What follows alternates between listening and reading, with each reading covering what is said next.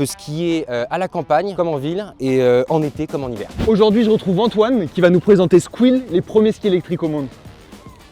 Il y a une dizaine d'années, étudiant, j'avais pas les moyens de repartir au ski.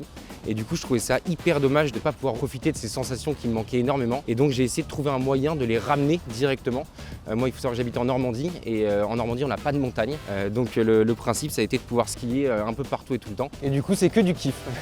Je suis trop chanceux parce que je vais tous les jours au taf en ski. Tout le monde va te regarder, non? Ouais, c'est vrai qu'on est un peu l'attraction. Mais ouais, non, mais après, c'est plaisant parce que du coup, on s'arrête au feu à chaque fois et on discute avec les gens et donc ça fait plaisir. On peut l'utiliser avec tout type de chaussures. On vient positionner son pied ici, au niveau des batteries. On vient se sangler. Une fois qu'on est sanglé, on peut retirer la poignée d'accélération.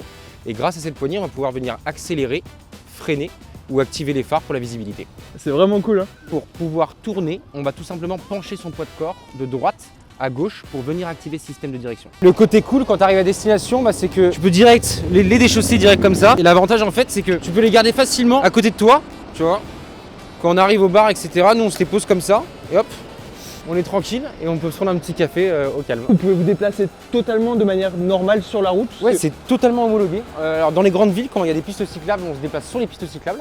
Et quand il n'y en a pas, c'est comme le vélo, on va à droite sur la route. Si vous êtes skieur, je suis sûr et certain que vous aurez envie de le tester parce que en moins d'une minute, vous allez prendre le produit en main.